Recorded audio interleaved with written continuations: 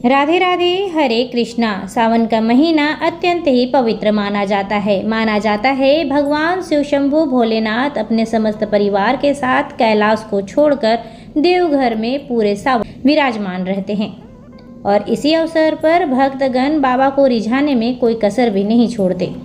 कोई कावड़ यात्रा करता है तो कोई पैदल यात्रा, कोई मांस मदिरा का त्याग करता है तो कोई जूते चप्पलों का। आइए जानते हैं 2026 में सावन कब से शुरू हो रहा है, इसका समापन कब होगा, सावन में कितने सोमवारी व्रत पड़ेंगे, पहला सोमवारी व्रत कब है, इसकी पूजा विधि क्या है, साथ में हम नागपंचमी और सावन शिवरात्रि की पूजा मुहूर्त के बारे में भी चर्चा करेंगे। बता दें आपको कि 2026 में सावन 30 जुलाई 2026 से आरंभ हो रहा है, जिसका समापन 28 अगस्त 2026 के दिन होगा। 2026 में 4 सोमवारी व्रत पड़ने वाले हैं। पहला 3 अगस्त दिन सोमवार को, दूसरा 10 अगस्त दिन सोमवार को। इस दिन प्रदोष व्रत रहेगा कृष्ण पक्ष का। तीसरा सावन का सोमवार 17 अगस्त दिन सोमवार का रहने वाला है, जो बेहद ही खास होगा। इस दिन नाग पंचमी के साथ साथ सिंह संक्रांति का त्यौहार भी मनाया जाएगा। 24 अगस्त दिन सोमवार को चौथा सावन का सोमवार रहने वाला है। बता दें आपको श्रावण पूर्णिमा भी बेहद खास होती है, जो 28 अगस्त दिन शुक्रवार को रहने वाली है और इसी दिन मनाया जाएगा रक्षाबंधन का त्यौहार। इस दिन सत्यनारायण कथा का पाठ करवाना, गृह प्रवेश करना और शुभ कार्यों के लिए यह दिन बेहद ही शुभ माना जाता है। बता दें आपको कि राखी बांधने का शुभ मुहूर्त सुबह 5:57 से 9:50 तक रहेगा और इस दिन राहु काल सुबह 10:46 से दोपहर 12:22 तक रहने वाला है।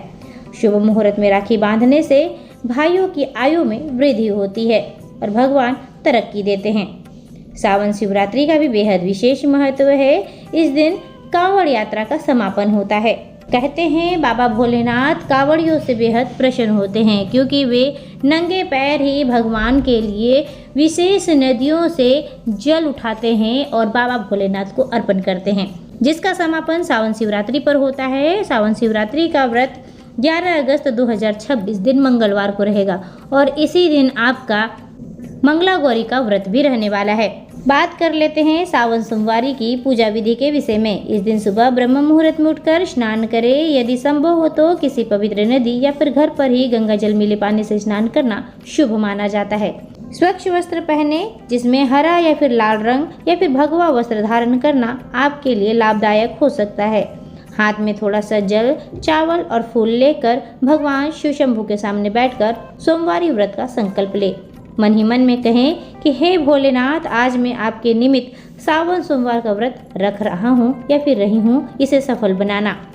आप यह पूजा घर पर या फिर शिवालय यानी कि मंदिर जाकर भी कर सकते हैं।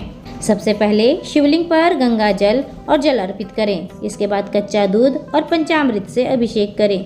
शिवलिंग को साफ जल चढ़ाएं और शिवलिंग को साफ करें। इसके बाद शिवलिंग पर सफेद चंदन से तिलक करें और अक्षत चढ़ावे। शिव जी को सबसे प्रिय बेलपत्र का चिकना हिस्सा नीचे की तरफ करके चढ़ाएं। इसके बाद भांग, धतूरा, शमी पत्र, आंकड़े के फूल चढ़ावे। शिव जी को कलावा और जनेऊ अर्पित करें। शिवलिंग के साथ साथ माता पार्वती, भगवान गणेश, कार्तिकेय, नंदी की पूजा करें। माता पार्वती को कुमकुम, सिंदूर, लाल चुनरी और यथाशक्ति श्रृंगार का सामान भेंट करें। भगवान को फल, मिठाई, घर का बना हलवा या फिर खीर का भोग लगावें।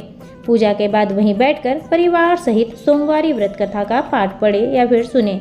इसके बाद धूप दीप जला बंधु बांधवों के साथ भगवान शिव जी की आरती करें। अंत में पूजा में हुए भूल चूक के लिए क्षमा प्रार्थना करें और आपने जिस भी मनोकामना पूर्ति के लिए व्रत रखा है वह भगवान भोलेनाथ से कहें। सावन सोमवार के व्रत में पूरे दिन आप अपनी स्वेच्छा से निराहार, निर्जला या फिर फलाहारी व्रत भी रख सकते हैं या फिर संध्या के समय सात्विक भोजन, जिसमें साधारण नमक और लहसुन प्याज का इस्तेमाल ना हुआ हो, घी और सेंधा नमक से बना हुआ भोजन ही ग्रहण करें। दूसरे दिन ब्राह्मणों को यथाशक्ति दान देकर व्रत का पारण करें। यह थी सोमवारी व्रत की पूजा विधि। इस सावन भगवान भोलेनाथ आपके समस्त दुखों का सर्वनाश करे और आपको यथाशक्ति मनोकामना पूर्ति का वरदान दे।